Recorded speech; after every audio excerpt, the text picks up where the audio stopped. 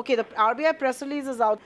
It does very categorically say that for the half year ended, based on the limited audit review and after replying to the extent capital framework, the board decided to transfer an interim surplus of 28,000 crore rupees. So that's obviously higher. I think other than that, there is no special announcement.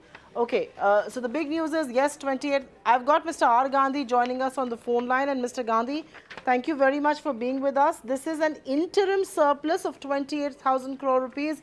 This is a lot higher than what the RBI has paid before, is it not? Interim dividends, obviously, it is halfway through.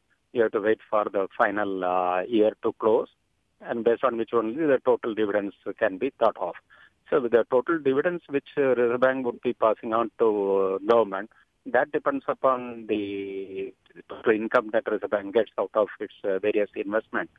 So we need to see whether this is the highest or this is the lowest. That we have to wait for the year to be out. No, absolutely. We'll have to see how much will the total dividend be, and only then can we say that the interim dividend is higher. You rightly point that out. I think stay with us on the phone line. I've also got Dr. Pranab Sen joining us on ET Now, and thank you very much, Dr. Sen, for being with us. 28,000 crore rupees. Prima facie, this is an interim dividend. This isn't the final number. The final number usually comes in July. For the time being, this does give government some elbow room, some amount of comfort as far as the fiscal position is concerned.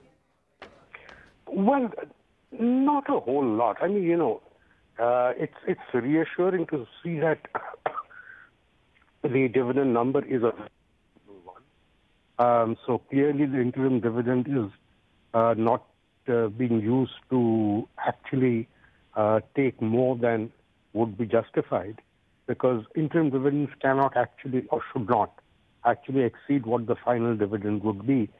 And 28,000 crores is a very, very reasonable figure. So I think it's a very reassuring number that's being projected.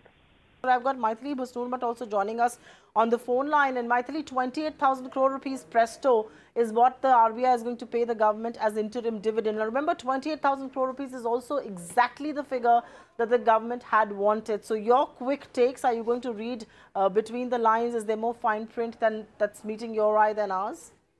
Well, this is a number that Mr. Garg had given us soon after the budget. So clearly the RBI has signed on the dotted line. The RBI board has kind of signed on the dotted line and given the government exactly what it was seeking. So I would think that there was some agreement well at the time of framing the budget numbers itself. So no surprises there. That clearly the RBI is willing to pitch in and help the government breach its budget deficit. So as long as the government uses this productively for investment, I have no quarrel with it really, except that it sets a little bit of a bad precedent in the sense that you're always taking your money ahead of when it was due, because this would technically have come only next fiscal. So to that extent, yes, the government is perhaps living a little bit beyond its means, but provided it spends it wisely, I really do not have too much of an issue with it.